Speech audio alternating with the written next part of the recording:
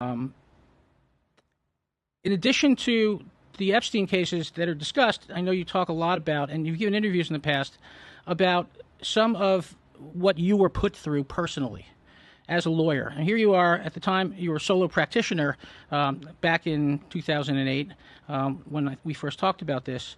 But I know that you went through hell. For instance, I know that you were threatened. I know that at times you needed police protection at your home and I think at your office.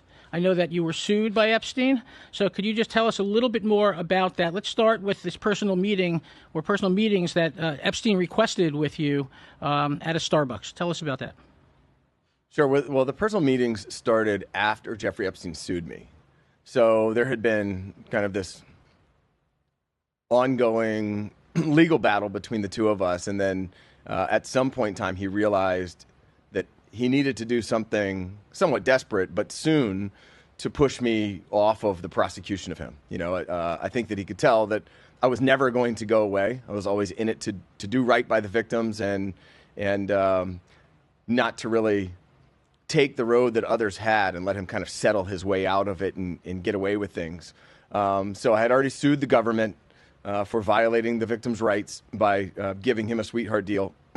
And Jeffrey Epstein thought he needed to kind of pull all the punches to get me off him. So he sues me, and very early into that litigation, he sends, I think he sent me an email or he made a telephone call and said, look, the only way that we're going to get anything done between us is if we drop our lawyers and we're able to talk directly. And he thought that either that way he could intimidate me or use his charisma to try to convince me that he wasn't so bad. So the first meeting that we had was at a Starbucks in Boca. I mean, it's somewhere pretty close to here. Right. Now, by way of background, I know that you started out as a prosecutor for the Broward County State Attorney's Office, and you were prosecuting violent felonies, right? Yeah. So you had a pretty thick skin going into this, right? I had pretty thick skin before I ever became a lawyer, and being a prosecutor, I loved prosecuting kind of the worst of the worst people. You've been threatened before?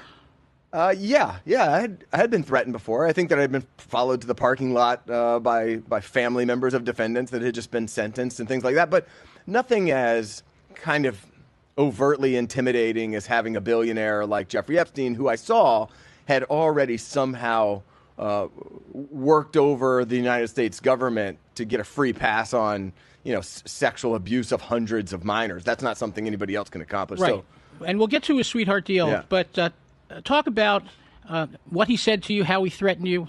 How did that go? Yeah, so Starbucks. So the first Starbucks meeting, we had a series of meetings, but the first Starbucks meeting, he sat down and we were, the same distance we are right here, and he put his phone down and said, "Do you want anything?" Like he was going to go get something for, go get coffee. And he came back to the table and said something along the lines of, "Were you recording me?" Or, "Hey, I left my wallet here. Do I need to watch you?" And started making kind of jokes. It made me think, well, his phone's probably recording me at the time, Sure. Which I'm sure that it was.